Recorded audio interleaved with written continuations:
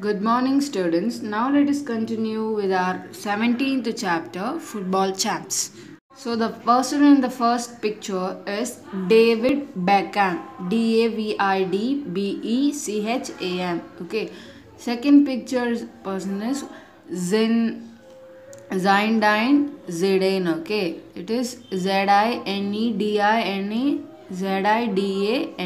Okay. This person is Pele, okay, Pele. Then this person is Oliver Kahn. So Oliver, Oliver Kahn, okay. And this person you already know. Many of the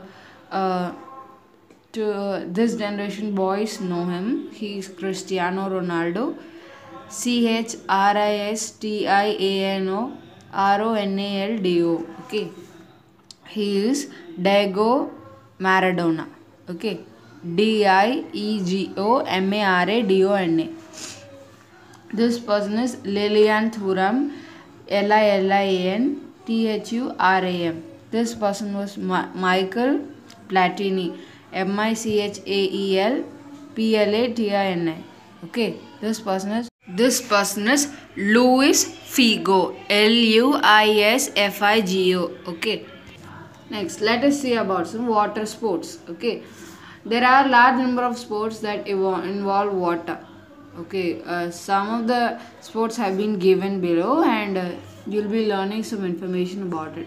So, what is the first one? Water skiing. Okay, this word skiing, it means like riding on water. We can say riding fastly. That is more important. See, it is a sport in which an individual is typically pulled behind a boat or a cable ski installation over a body of water. See, a boat will be attached with this rope and the boat will be moving very fastly, and this individual who is performing the water skiing will be gliding over the water with a high speed. Okay, so it will be very beautiful to see. Then skimming. Okay, it is not swimming, it is skimming. Okay, swimming is different from skimming. So it is a boat in which skim board is used to glide across the water surface. See, they will be having a glider boat.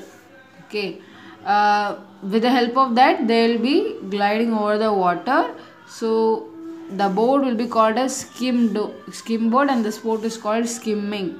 Okay, so it was originated in the Southern California when lifeguards wanted an easy way to get across the beaches of Laguna. Okay, so it originated from South California. Then the third one is wind surfing. Okay, wind surfing means the word wind surfing tells that they'll use the wind to surf. Okay, so that is the most important role in this game will be played by wind. Okay, wherever through which direction the wind goes, that will decide whether the boat will turn left or right, or it will go straight or back, like that. Okay, so it is a surface water sport that combines elements of surfing and sailing. Okay, surfing and sailing are different, and the thing which joins these two is called as wind surfing. See, sailing means just we can sail by a boat or a ship, like that, but surfing is different. Okay, surfing is different from sailing, and the one which joins these two are called wind surfing. Okay, they see, the man is doing both sailing and surfing, so this is called wind surfing. So it consists of a board usually 2 to 3 meters long with a volume of about 60 to 250 liters, powered by wind on the sail. The rig of the connected to the board by a free rotating universal joint and consists of a mast, two-sided bloom sail. Okay, so if the air moves in this direction, then the boat, that is the wind surfing boat, will be going that direction only. Then next is called kite boating. So see, here the word kite is used. So something will be flying, and that will lead us the way. like that we can understand. So in this act of using a kite as a power source of propeller boat, they told we use a kite, that is it is not a kite, it will be looking like a parachute, but it is flying, right? So we call it as a kite, and that will lead us the way. If the wind moves this way, then the parachute will move on that way too, and the boat will be moving on that way too. Okay, this is called kite boating. Next one, underwater hockey. So this word itself says it is not a normal hockey game, so they'll play it under the water. It is a hockey played underwater with short wooden curved sticks and heavy punk. Okay, they'll use heavy punk because when the ball's density is less than water's, then the ball will go start floating, right? So how can they play hockey when the ball is floating? Only if it is on the ground they can play that, right? So they'll use a heavy puck, okay, then and curved sticks, okay, to play it very flexibly. Players with players wear diving mask, snorkel fins, and mast surface to breathe while teammates continue the game on the pool bottom.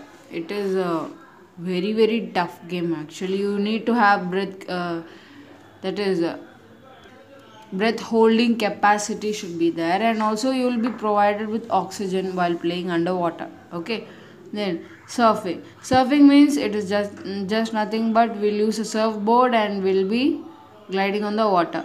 It is a water sport in which the wave rider rides on the forward of the wave, which is most often carrying the rider towards the shore. Waves suitable for it are found primarily in the ocean, but can be found in some lakes, in rivers, and form of standing wave or tidal bore. Okay. Then next one is rowing. So in India, this rowing is very famous in Kerala, in Odisha. Okay, in Odisha they'll be having a river. Okay, so it is also famous there, and in Kerala you already know it is one of their best games played when they have a festival. Okay, they'll have a race while rowing. So it is a sport in which athletes race against each other on rivers, on lakes, or on ocean. Depending upon the type of race on the discipline, the boat are propelled by the recreation pairs on the oar blades as they are pushed against the water. Okay, it is a team sport we can call, okay, because many team members will be there, and they'll just work together with team spirit. They can win this game. Okay, now it's quiz time. So then it is a team water sport. Okay, the playing team consists of 6 field players and 1 goalkeeper. The winner of the game is the team that scores the most gold. This is called water polo. Okay, next it is a challenging recreational outdoor activity using an inflatable raft to navigate a river or other bodies of water. This usually done on white water or different degrees of rough water in order to thrill and excite the raft passengers. This is called white water rafting because the water there will be, when we see, it will be looking like white. So they call it as white water rafting. Next, third one. It refers to a recreational sailing or boating, the specific act of sailing or using other water vessels for sporting purpose. So it is called yachting. So this is not called a boat, it is called as yacht, and the sport is called as yachting. Then the last one. It is the practice of swimming or through a body of water while equipped with a diving mask. In cooler waters, a wetsuit may also be worn. It is called snorkeling. Okay. See about some information on Indian Constitution. Okay. So we know we have a parliament in India, and the Indian Constitution was formed mainly because of the voice given by B.R. Ambedkar, who is also a lawyer and also a freedom fighter, and also he was from those backward classes who he for those lives should be changed, like that he thought. Okay, so he brought up the topic called Indian Constitution, and it was finally that is completed writing all the constitution on